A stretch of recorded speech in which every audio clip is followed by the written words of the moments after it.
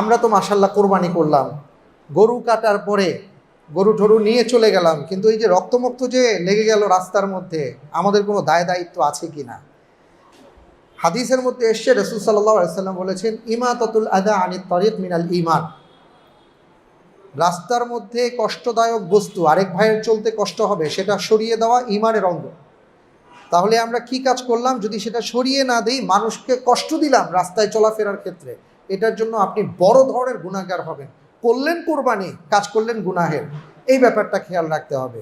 আপনি কোরবানি করার পরে বর্জ্য এবং যা কিছু আছে এগুলো সুন্দরভাবে পরিষ্কার পরিচ্ছন্ন যেন হয়, সে ব্যাপারে সরকারের পক্ষ থেকে তো ব্যবস্থা আছে, আমাদের পক্ষ থেকেও আমরা যতটুকু করার সাধ্য আমরা সেটা করব, যাতে করে মানুষের চলাচলের কষ্ট না হয়।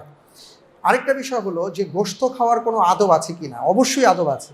আপনি কোরবানি করেছেন, আল্লাহর দেয়া একটা পশু আপনি কোরবানি করেছেন, আল্লাহর পক্ষ থেকে আপনি হাদিয়া পেয়েছেন। আল্লাহ যদি বলতেন কোরবানি করার পরে কোনো গোশত তুমি খেতে পারবে না, আপনি খেতে পারবেন? সব দিয়ে দিতে হতো, কিন্তু আল্লাহ তাআলা মেহেরবানি করেছেন না, তুমি খেতে পারো।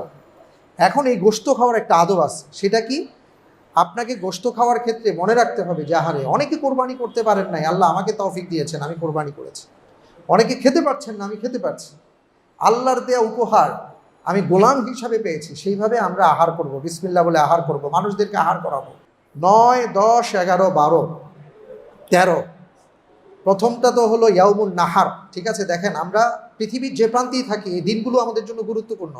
আপনি হজ করতে পারেন আর না পারেন, আপনার জন্য গুরুত্বপূর্ণ। শুরু হয়েছে ইয়াউমুল আরাফা দিয়া, 8 তারিখকে বলা হয় ইয়াউমুত তারবিয়া, তারপরে বলা হয় 9 তারিখ ইয়াউমুল আরাফা, 10 তারিখ হলো ইয়াউমুল হাজ, বা এই 10 তারিখ থেকে ইয়াউমুন নাহার বলা হয়।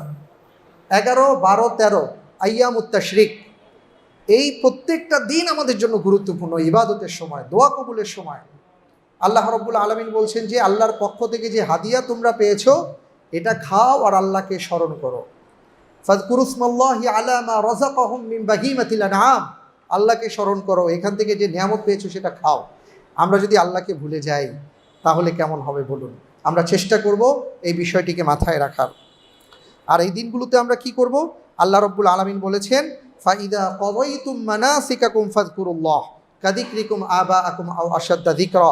বেশি বেশি করে আল্লাহকে স্মরণ করা, সালাত আদায় করা, এই যে তাকবীরে তাশরিক যেটা আছে, আল্লাহু আকবার, আল্লাহু আকবার, লা ইলাহা ইল্লাল্লাহু, আল্লাহু আকবার, আল্লাহু আকবার, ওয়ালিল্লাহিল হামদ, এইটা আমরা শুরু করব ইয়াউমুল আরাফা থেকে। ঠিক আছে, একেবারে ইয়াউমুল আরাফা কেউ কেউ বলেছেন ফজরের পর থেকে, 9 তারিখ। 9 তারিখ ফজরের পর থেকে নিয়ে একেবারে 13 তারিখ পর্যন্ত, মাগরিবের আগ পর্যন্ত আমরা আল্লাহু আকবার, আল্লাহু আকবার, লা ইলাহা ইল্লাল্লাহু, আল্লাহু আকবার, আল্লাহু আকবার, ওয়ালিল্লাহিল হামদ, এটা বেশি বেশি করে পড়ব। ইবনে আব্বাস রাদিয়াল্লাহু তাআলা আনহুর আমল ছিল, তিনি যখন বাজারে যেতেন বা যেখানে মানুষের সমাগম হতো, সেখানে তিনি জোরে জোরে এটা বলতেন, যাতে করে সবার এটা স্মরণে হয়। তা আমরা এই আমলগুলো করার চেষ্টা করব ইনশাআল্লাহ তাআলা।